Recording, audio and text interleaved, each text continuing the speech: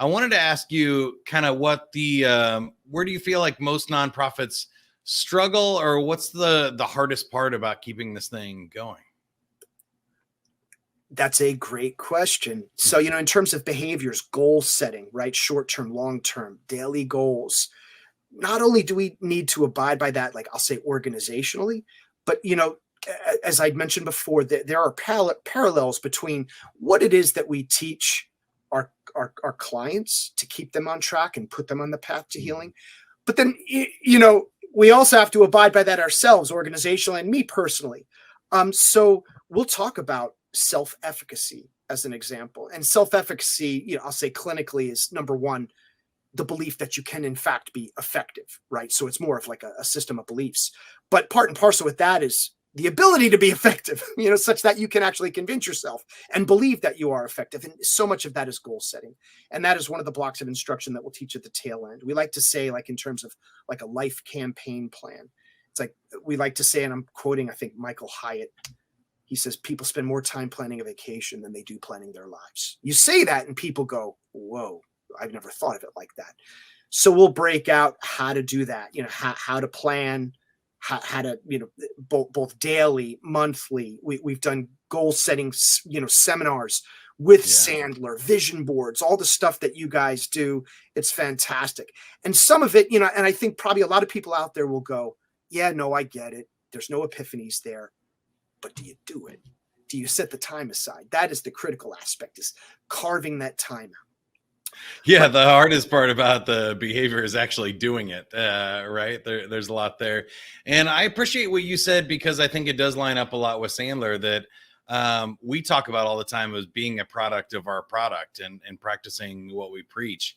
And I like that you have that too. I find in my life, I like these kind of traps for myself, that if I'm going to tell everybody else to do their annual goal setting, I better do mine, and make sure I can prove it and have an example and work what I know works best.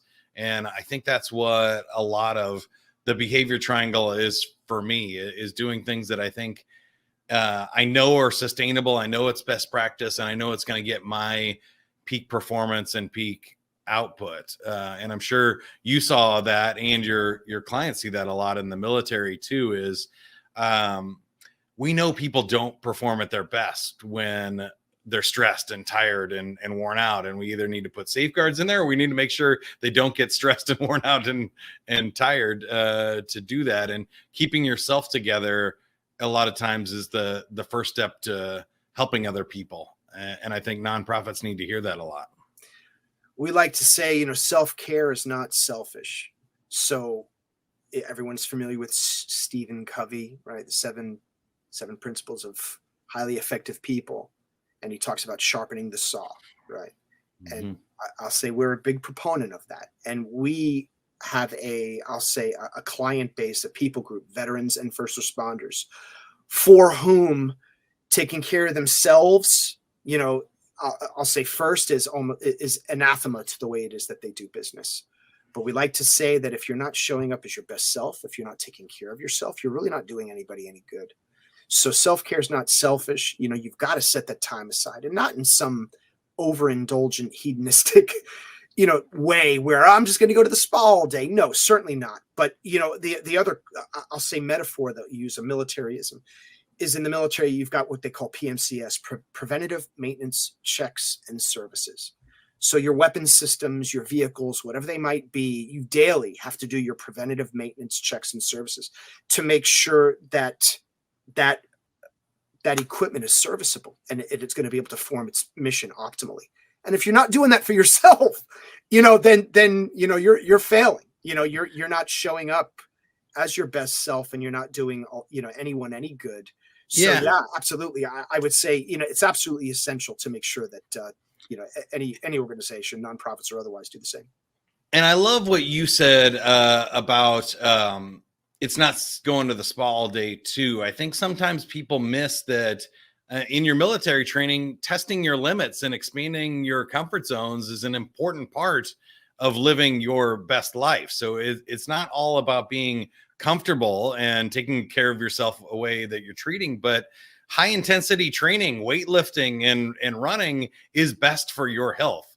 It's not easy, but those are the right choices to maintain these systems that we have going too, right? It's not always just the care and cleaning of the equipment, but it's testing them and testing their limits too, that of people and processes and systems that really make them sustainable over time.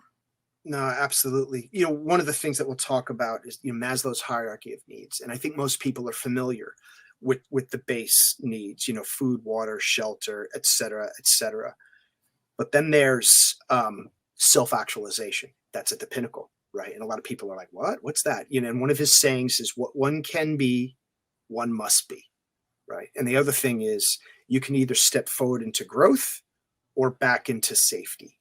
And I think, not to wax philosophically now, but I think we are in an era where people are pursuing comfort at all costs. And they figure that, hey, the height, the apogee of civilization and evolution is to never be uncomfortable, to never, have to push yourself. And I think people do so to their detriment. And that's not to say, hey man, put your, we had some sub-zero weather here in Kansas City just the other Yeah. day. So saying, hey, go run in shorts and a t-shirt and see how hard you, no, I'm not saying that. But, to do the tough things that are going to help you grow, that's absolutely critical. And some of that's going to be uncomfortable, and the other saying is growth is a little bit beyond your comfort zone. So I think having that mindset, and I know that is the case with Sandler, that they continue to reinforce that, hey, you got to put yourself out there. You got to do the uncomfortable things to be successful. So, and I'll say Warriors Ascent, both for our clients and then for our organization, our philosophy is no different.